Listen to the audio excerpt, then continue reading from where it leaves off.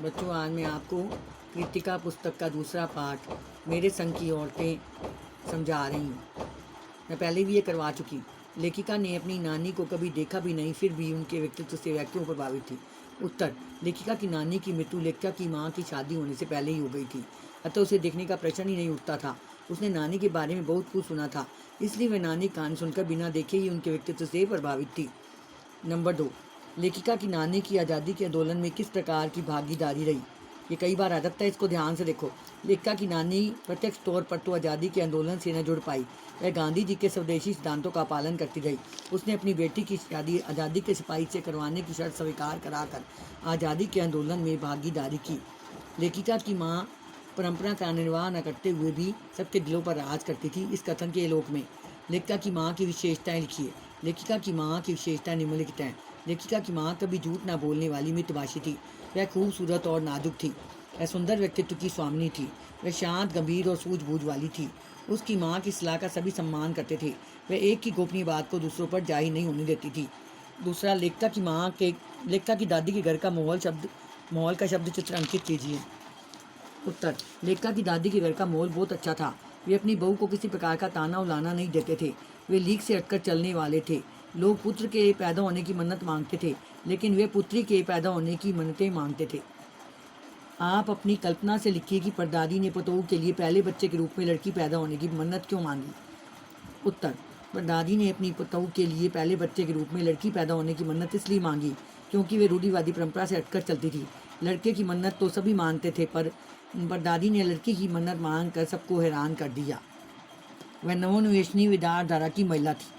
डराने, धमकाने, उपदेश देने या दबाव डालने की जगह सहायता से किसी को भी सही राह पर लाया जा सकता है। पाठ के आधार पर तर्क सहित उत्तर दीजिए। इसको भी ध्यान से देखो। सहायता से किसी को भी समझा बुझाकर सही रास्ते पर लाया जा सकता है। लेखिका की दादी के घर में एक चोर घुस आया, तब दादी ने ना तो उसे डराया ना धमकाया, बल्कि सहज बातों से उसे चोरी छोड़ने पर मजबूर कर दिया और उसे खेतों में काम करना सिखा दिया, और वह एक ईमानदार आदमी बन गया। ये भी ध्यान से देखो। शिक्षा वाला ये भी कई बार आता है। शिक्षा बच्चों का जन्म सिद्ध अधिकार है। इस दिशा में लेखिका के प्रयासों का उल्लेख कीजिए। लेखिका का मानना था कि शिक्षा बच्चों का जन्म सिद्ध अधिकार है। जब लेखिका कर्नाटक के छोटे से कस्बे बागलकोट में थी, तब वहाँ कोई स्कूल नहीं था। उसने वहाँ के कैथोलिक बिशप से स्कूल खोलने का आग्रह किया, किंतु अस्वीकार की दशा में उसने स्वयं हिंदी, अंग्रेजी, कन्नड़ पढ़ाने वाले प्राथमिक विद्यालय की नींव रखी। पाठ के आधार पर बताइए कि जीवन में कैसे इंसानों को श्रद्धा भाव से देखा जाता है। पाठ के आधार पर निम्नलिखित इंसानों को श्रद्धा भाव से देखा जाता है। नंबर 1, जो कभी झूठ ना बोलता हो। नंबर 2, जो मितभाषी हो। नंबर 3, जो स्पष्ट वक्ता और कर्तव्यनिष्ठ हो। नंबर 4, जो उसके सबके साथ सहज व्यवहार करता हो। नंबर 5, जो एक की गोपनीय बात को दूसरों पर जाहिर न करे।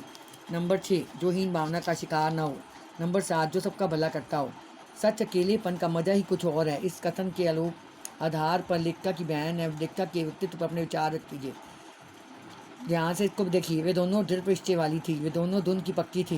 वे सत्यवक्ता थी। वे दोनों निडर थी। वे दोनों जिद्दी थी। ये सारे 8 प्रश्न आपने याद करने हैं और लिखने हैं, जिसके बाद नहीं लिखे। असाइनमेंट: समास किसे कहते हैं, मैं पहले भी आपको करा चुकी हूँ। 2 या 2 से अधिक शब्दों से मिलकर बने हुए एक नवीन एवं सार्थक शब्द को समास कहते हैं। जैसे राम, श्याम, बराबरे, राम और श्याम। उसके भेदों के नाम। समास के 4 भेद हैं। नंबर 1, तत्पुरुष। नंबर 2, अव्ययी भाव। नंबर 3, द्वंद्व। नंबर 4, बहुब्री। तत्पुरुष समास के कितने भेद हैं? 6। निम्नलिखित समस्त पदों के लिए समास का नाम दिए गए विकल्पों में से बचानिए। पद्मासन, ये तत्पुरुष समास है। पद्म के लिए आसन या पद्म का आसन। समुद्र, समुद्र तक, अव्ययी भाव समास है, क्योंकि इसमें पहले पद का अवयव हो जाता है। नदी, नाले, इसमें दोनों का महत्व समान है। द्वंद्व समास है ये। नदी और नाले, द्वंद्व समास है इसका आंसर।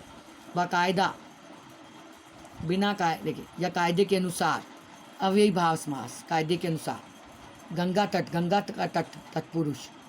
पराधीन, पर के है जो अधीन। पर का धीन, तत्पुरुष। मृत्युदंड, मृत्यु का दंड, तत्पुरुष। लंबोदर, लंबा है उधर जिसका बहुब्री। बे मतलब, बिना मतलब के, अव्ययी भाव। धर्मशाला, धर्म के लिए शाला, तत्पुरुष। ये बच्चों आपने असाइनमेंट याद करनी है और इसके अपने आप करके देखने हैं।